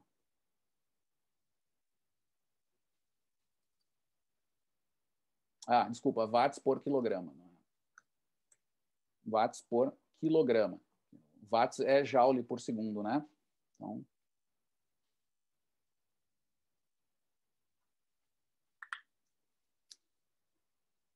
muito bem, pessoal. Como é que eu faço isso? Eu vou pegar, abro a equação, né, igual D4 vezes... Agora eu vou botar como constante aquela lá, vou fixar. Eu precisava fixar só a linha, na verdade, mas vou fixar tudo, tá? Na dúvida, vou fixar tudo. Vou fixar a linha e coluna. Então, vou botar cifrão. Ele está onde mesmo? B1. B, cifrão, B, cifrão de novo, 1. Então, botando o cifrão na frente do B, eu fixo a coluna B. Botando o cifrão na frente do 1, eu fixo a linha 1. Então, eles vai pegar sempre ali. Se eu correr para o lado, para baixo, vai pegar sempre esse valor aqui na equação que eu trabalhar. Enter. E faço aquele esquema da cruzeta.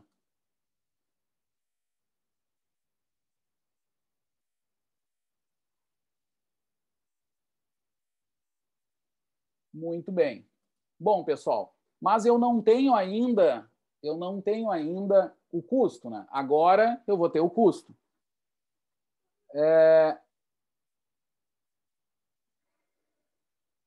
O que eu faço aqui, então? Para saber o custo, vai ser essa taxa, que é uma potência, né? Essa taxa metabólica dividido pela velocidade, em metros por segundo. Que está lá no início, é a coluna A. Tá? Em A4, aqui no caso.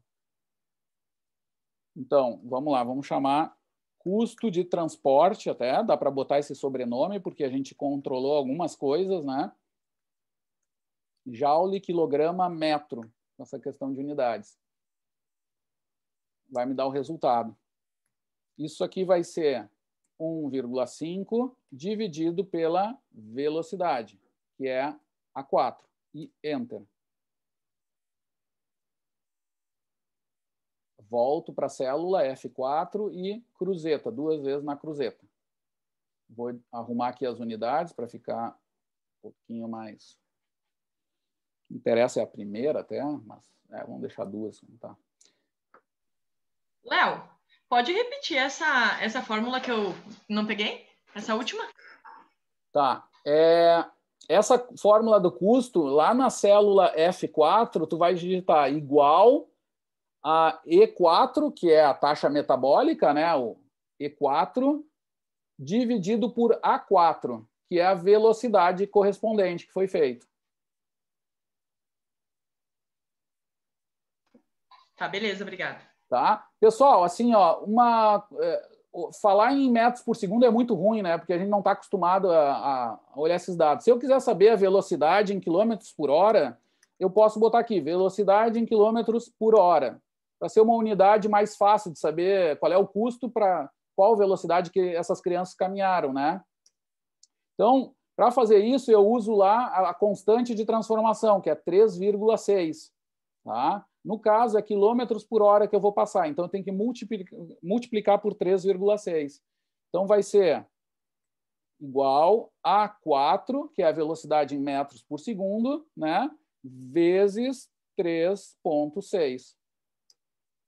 E aí eu tenho a velocidade em quilômetros por hora, que é um pouquinho mais intuitivo para nós. Ou seja, esses custos que eu tenho aqui vai de velocidades de em torno de 2 até 7 km por hora.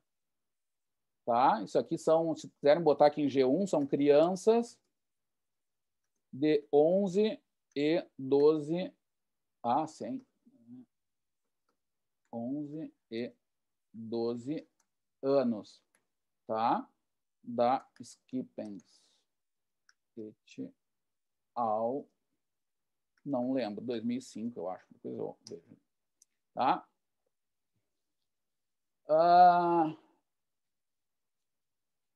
O que acontece, pessoal? Esse aqui é um típico custo. Ó. Vejam o custo, ele na velocidade baixa, a 2 km por hora, mais ou menos, a criança tem um custo de 3 joules quilograma-metro. Quando ele aumenta a velocidade para em torno de 3 km por hora, vai para baixa o custo. Ele é mais econômico quando aumenta a velocidade. Vejam o tal do paradoxo, aquele do custo. Tá? E continua baixando até 4 km por hora. Quando chega ali em torno de 5, estabiliza, né? Aumenta um pouquinho já. Tá? E 5, 6, 7 km por hora, o custo volta a aumentar. Então, mostra um comportamento em U. Tá? Se eu fizer assim, ó, por exemplo, só para ficar mais fácil, tá? Eu vou copiar e vou colar aqui só valores, colar especial, valores, tá? Os valores vieram para cá. Exatamente o que tinha aqui vem para cá. Eu chamo isso aqui de custo só para fazer um gráfico mais rápido, né?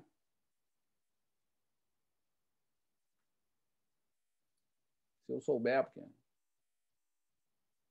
não é fácil aqui. X, Y, um scatter plot. Aí adiciona uma linha de tendência, clica com o botão direito em cima do ponto, adiciona uma linha de tendência, só que tá feio para burro, né? Aí eu boto um polinomial de segundo grau, que é o que eu já sei que se ajusta melhor aos dados, de segunda ordem, tá? Então, é uma função quadrática, né? Ou equação polinomial do segundo grau. Posso botar até ver se o R, bobagem, mas mais é a equação agora, né? Vejam, aqui aparece um polinômio do segundo grau, com a curva em função de U. Ou seja, é o custo metabólico como uma função da velocidade. E olhando aqui rapidamente, dá para ver que mais ou menos a velocidade ótima está em torno de 4, 4,5 km por hora. A velocidade ótima de caminhada. Tá? Em crianças menores, reduz isso por causa do tamanho. Tem a ver com comprimento de perna, que tem a ver com o tamanho do pêndulo, seria. Se o pêndulo é menor, tu vai oscilar menos, vai repercutir em menores velocidades. Tá? Eu vou botar a equação para cá e depois tem mais. Bom, pessoal, qual é o exercício que eu queria que vocês fizessem? Primeiro, todo mundo conseguiu fazer isso, menos o Wagner, assim, só para eu ter um controle do que está acontecendo? Tudo ok? Tá. O que eu vou pedir para... Wagner, eu vou te passar o arquivo, então. O resto tem, né? O que eu queria de vocês, gente, é o seguinte.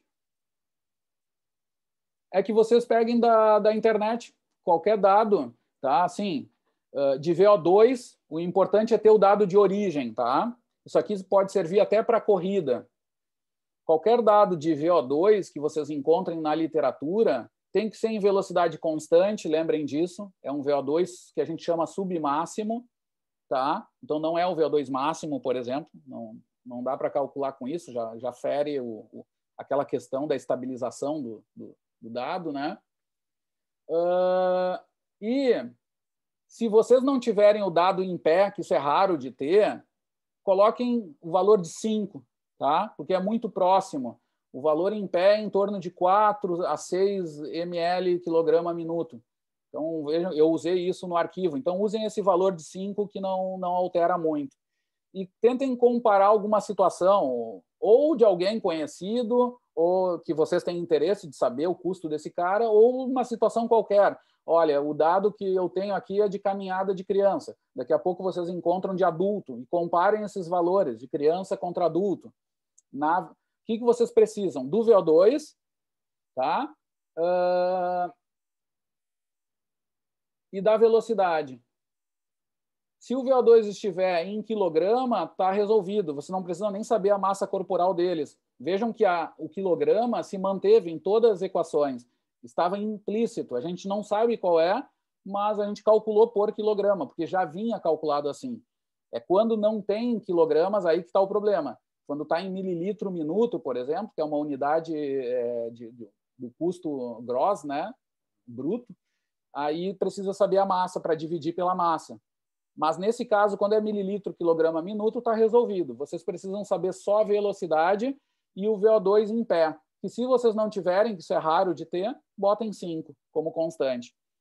Peguem qualquer situação que vocês acharem, assim, claro, minimamente decente, né? Não vão no blog do coaching quântico terraplanista. Tentem evitar isso, mas tentem pegar algum dado, às vezes em imagens até, também dá para fazer. Tá? De alguma coisa que interessa para vocês. Eu quero saber o custo em tal situação, no patológico, como é que seria com criança com problema de desenvolvimento. No que vocês acham? Obeso, por exemplo, né? Professor, então, tentem ver isso. Diga. Como tu falou que não pode ser o VO2 máximo, né? Tem que ser submáximo. Como determina isso através... o teste em relação à velocidade ele é progressivo, correto? Não, a medida de economia ela é feita em velocidade constante, tá? Tem um jeito de calcular a economia em teste progressivo também, que não é esse aqui, não é o mais tradicional. O de Prampero propõe isso também, há uns 10, 15 anos atrás ele propôs também. Dá para tirar uma economia também de uma curva de VO2 durante o VO2 máximo. Assim, tu pega um trecho ali de primeiro e segundo limiar, tem como. Só que ele é um pouquinho mais complicado. Tem que pegar só os dados de final de cada trecho, assim, dos 30 segundos, pegar só o dos 15, e às vezes isso não tá, tu não acha dados disso, né? Mas não é o jeito mais tradicional. O jeito tradicional é esse, é em velocidade constante. Por isso que é bom ter o dado já, o VO2 submáximo, tá? É muito comum o termo submaximal, né, VO2. Ou VO2 a 10 km por hora, que tu garanta ali que é um dado que foi pego em condições estáveis, né? Em velocidade de caminhada e corrida. Para um cara treinado, quase sempre se pega até 15, 16 km por hora. Mais do que isso, já tem o problema da questão do componente anaeróbico, que é muito alto. Tá? Aí se costuma pegar menores velocidades de corrida. E caminhadas são velocidades de caminhada, que geralmente são aeróbicas. Né?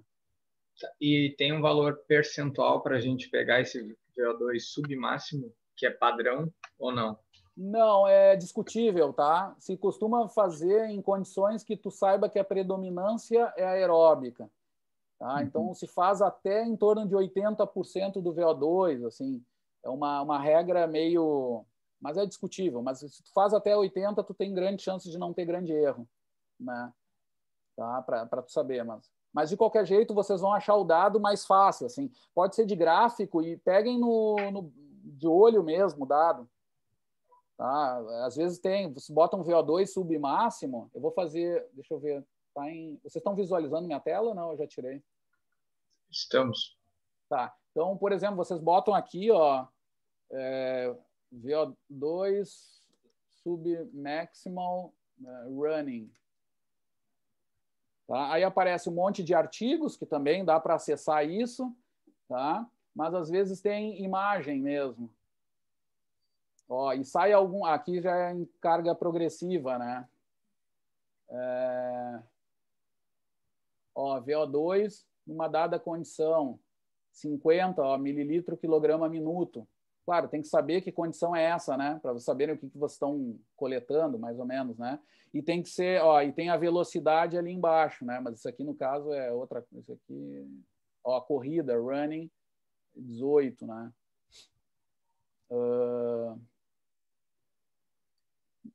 Às vezes o pessoal bota isso aqui, né? Square wave.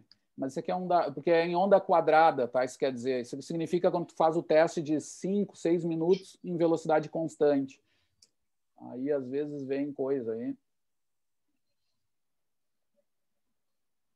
Mas só de VO2. Ó, aqui tem os VO2 de exercício. Só teria que ver bem. O problema é que a gente não sabe qual é a origem, né? Mas é livre, né? Vejam daí, desse ponto, tentem descobrir do que é esse dado. Pode ser com o dado do VO2 mesmo aqui, estável, aí vocês vão chutar um valor, só que tem que achar o VO2, nesse caso nem é, acho que nem é o VO2, isso aqui é outra coisa. Mas às vezes vem uma curva parecida com essa, que você só pega o dado estabilizado, mas tem que garantir que seja VO2 de origem, né? Professor, eu não entendi muito bem de onde sai os valores de velocidade ali em metros por segundo, porque até então isso daí seria uma medida com uma velocidade constante, não? Isso, sim, sim, tem que ser constante, tá? Tem que ser constante. Mas então, ali consta como progressivo, como é que seria isso? Isso não. Eu digo no gráfico, né? Qual gráfico? O que eu mostrei agora? E no que a gente está fazendo. Seria o aumento da velocidade, né? 0,5, 0,8. Mas olha só, a interpretação dele, ainda bem que tu perguntou isso, que eu falei muito ligeiro e não acabei nem explicando direito, né? Mas isso aqui, gente, é o custo metabólico em função da velocidade, mas não significa que é a pessoa aumentando a velocidade. Isso aqui só mostra como a velocidade interfere no custo, mas sempre em velocidades constantes. Isso aqui aceitando que, claro, se tu está caminhando a 2 km por hora, tá? É o caso mais aqui, tá? A 2 km por hora. Tu vai para 3, tu sabe que se tu for aumentar instantaneamente, o teu VO2 nem aumenta, né? O VO2 nem chega a aumentar, porque precisa estabilizar. Então, isso aqui é depois de estabilizar. Isso aqui é sabendo que tu está em condições controladas, em steady state. Uhum. Tá? Então, realmente engana, mas não é assim, tá? Isso aqui é para situações constantes, estabilizadas. É o custo em função da velocidade para condições estabilizadas. Tá? Quando for progressivo, aí a cara muda, é a cinética de oxigênio. Isso aqui não é a cinética de oxigênio. Isso aqui é o comportamento do custo como uma função da velocidade geral, assim, né? Para situações controladas, né? Se quiser comparar assim, quanto é que eu gasto a 5 ou 6 km por hora? Não é na hora, entendeu? É colocando o cara 5 minutos numa velocidade, 5 minutos na outra, e aí tu vê as diferenças. O que acontece? Quando a gente fala em potência, interessante ver o seguinte, ó. Vamos pegar o dado de origem mesmo, né? Eu vou botar aqui a unidade da velocidade vai estar em metros por segundo. Só que quando a gente faz isso, ó, vejam como muda a cara da potência, que é o que a gente aprende na fisiologia, né? Ó, vai aumentando, conforme aumenta a velocidade, aqui quase que não aumentou, mas o aumento é leve, não linear. Isso aqui é a potência metabólica, é VO2, né? Mas isso não significa que a economia é a melhor a mais baixa velocidade. Aqui que está a pegadinha Por isso que a gente tem que avaliar o custo para falar de economia de locomoção.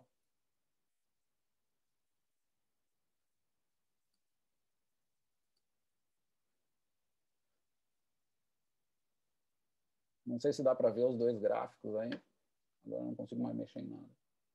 Mas essa é a diferença, né?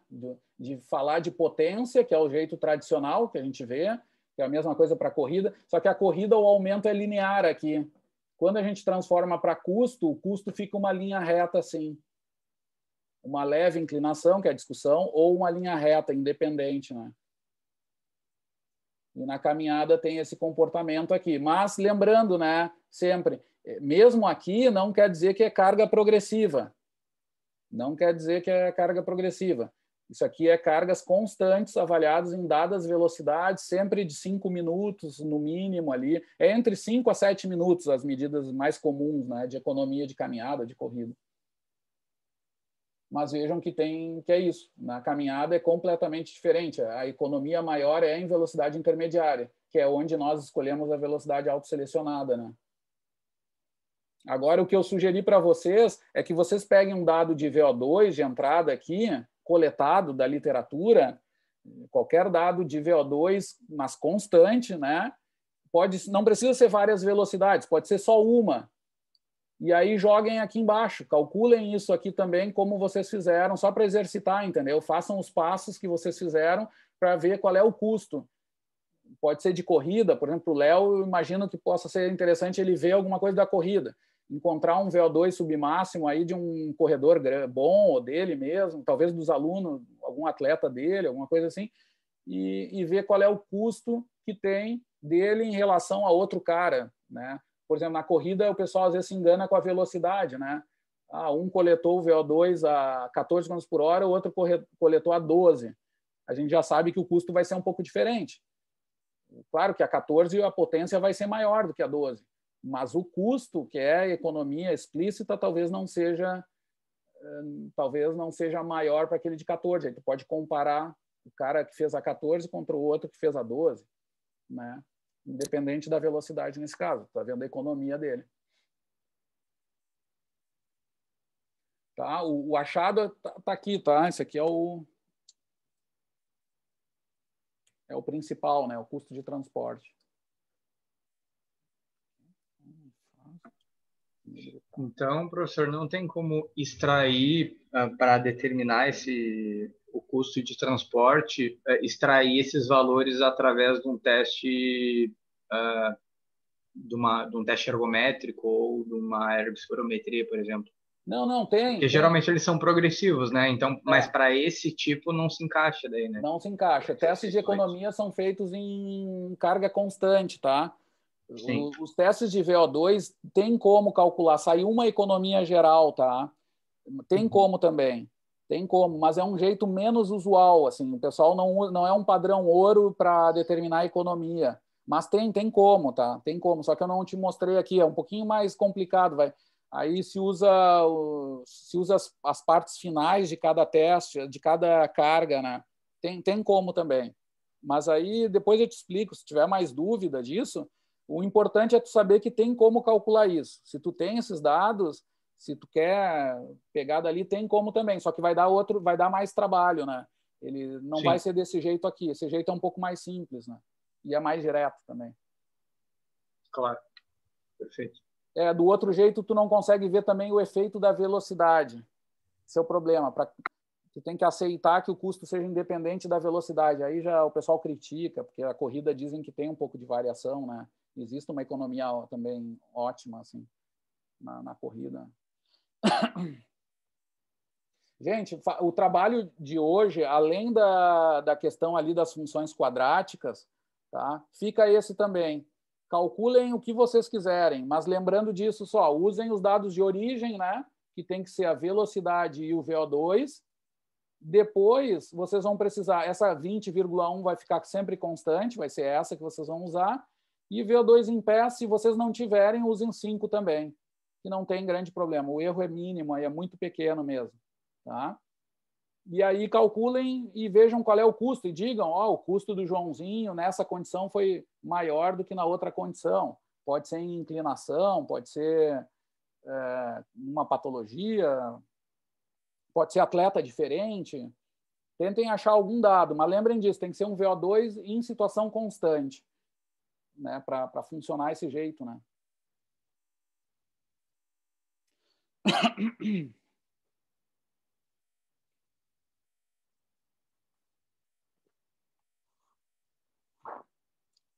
Se alguém teve problema também, gente, para entender, porque eu, claro, fui explicando rápido depois, não tem problema. Testem, metam a mão e me perguntem.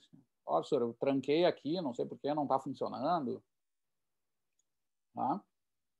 Mas livre, tá? Só levantem alguma questão, algum fator comparativo. Se puder mais de um valor, só para dizer que um é maior do que o outro, para tirar alguma dúvida de vocês, né? Levantem alguma questão que vocês tenham interesse, assim.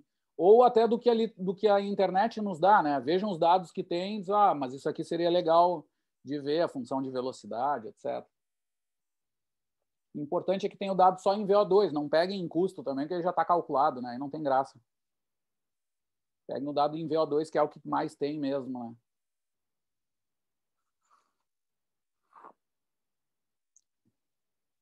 Aí, se for de caminhada, tem que botar o walking, né? Se vocês botarem o termo em português, vai ter bem menos. Talvez achem até, mas em inglês vai ter sempre muito mais, né? Alguma coisa, walking. Pode ser até de artigo, né, gente? Vocês viram ali que o Scholar abriu até. Daqui a pouco pode ser isso mesmo. Botar no PubMed, VO2, maximal walking ou running e a situação que vocês querem. E aí tem que ver, é só tirar o dado esse, né? Esses dados aí que a gente falou, velocidade e VO2. Professor, uma pergunta com relação à velocidade. A velocidade fica a nosso critério, a escolha. Não, vocês têm que coletar tem que achar o dado da internet que tenha velocidade também. Sim, livre. Mas tem que ter. Essa informação você tem que ter. A nosso critério. Isso. Qualquer situação, qualquer caminhada, corrida. Né? Mas é importante ter ela ligada àquela coleta de VO2. Foi o VO2 era. Por isso que às vezes gráfico já te traz, sabe, o VO2 com a velocidade. Aí tu já tem as duas informações. Tira ali a informação de velocidade para aquele VO2 e já calcula isso, né? Mesmo de olho, gente, eu uso o método da régua às vezes, se eu quero ser mais exato, senão só para ter um dado mínimo assim, para exercitar mais as equações, né? E lembrem disso, o custo metabólico, no trabalho esse de 38, o Margaria encontra uma certa uma concordância de números ao acaso ali, assim, não tem nenhum significado fisiológico, mas que é fácil da gente lembrar. O que ele vê, assim? Ele vê que o custo de caminhada na velocidade ótima é em torno de 2, e na corrida é em torno de 4, é exatamente o dobro, 2 para 4, tá? Depois o de Prumper vai ver que, na verdade, é quase sempre 3,6 na corrida, mas vai ser ali em torno de 4. Então, em situações de plano, né?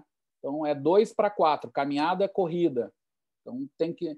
Claro, vocês viram que a caminhada varia muito, né? Se for velocidades acima ou abaixo da ótima, vai se elevar bastante dos dois ali, né? Onde é que está o gráfico ali? O que eu fiz com o gráfico? Eu apaguei? Tá aqui. Aqui. Então, vejam, tá? O valor mínimo aqui, o custo é em torno de 2, né? Mas, claro, se vocês pegarem velocidade muito baixa, idoso, patologia, inclinação, que for, o custo vai aumentar bastante, né? Mas ele achou essa correspondência ali de 2 para 4, só para vocês lembrarem que para corrida seria em torno de 4, ou um pouco menos.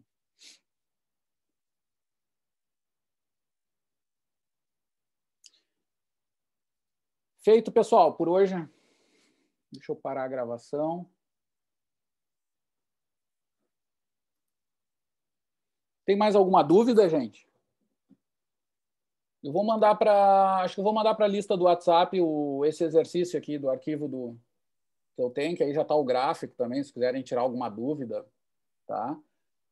Ou quiserem adicionar os dados de vocês no gráfico, entendeu? Dá para adicionar também, só botar as informações de velocidade e custo, e vocês podem até comparar com esse grupo ali.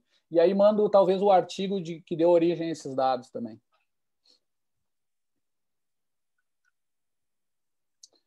Então, deixa eu ver. Parando